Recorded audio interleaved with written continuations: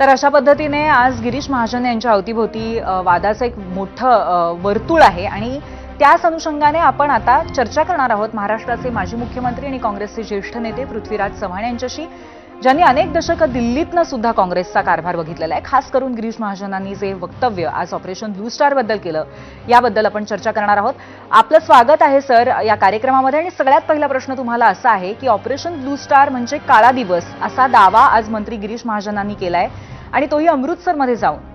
पक्षाची या संदर्भातली भूमिका काय? काँग्रेस पक्षाने त्यावर प्रतिक्रिया दिलेली आहे. मला वाटतं गिरीश महाजनांना देशाच्या इतिहासाबद्दल किती माहिती आहे मला माहीत नाही, पण देशाची अखंडता साबूत ठेवण्याकरता इंदिराजींनी आपल्या प्राणाचं बलिदान दिलं, तेही त्यांना माहीत असू नये ही दुर्दैवी बाब आहे. तेवढंच नव्हे तर देशाचं जे एकात्मता राखण्याकरता राजीव गांधींनी देखील बलिदान दिलं. आणि ह्या महान नेत्यांचं बलिदान तुम्ही जर विसरणार असाल तर इतक्या कृतज्ञता याला दुसरा काही शब्द नाहीये. नक्कीच नक्कीच पृथ्वीराजजी, तुम्ही अनेक दशकं दिल्लीतनं काँग्रेस स्वतः पाहिलेली आहे. राजीव गांधींच्या सगळ्यात विश्वासू नेत्यांपैकी एक म्हणून आपली ओळख आहे.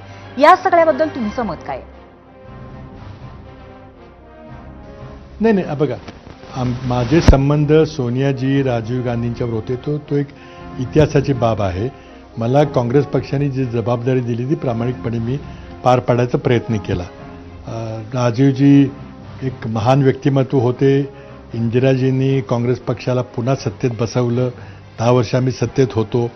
तर त्यांची भूमिका किंवा जर काही एखाद्या पक्षातल्या एका व्यक्तीकडून काही दुराचार झाला, काही भ्रष्टाचाराचं प्रकरण नुसता आरोप झाला तरी काँग्रेसच्या नेत्या इंदिरा गांधी असतील किंवा सोनिया गांधी असतील ताबडतोब त्या व्यक्तीचा राजीनामा घेत असत.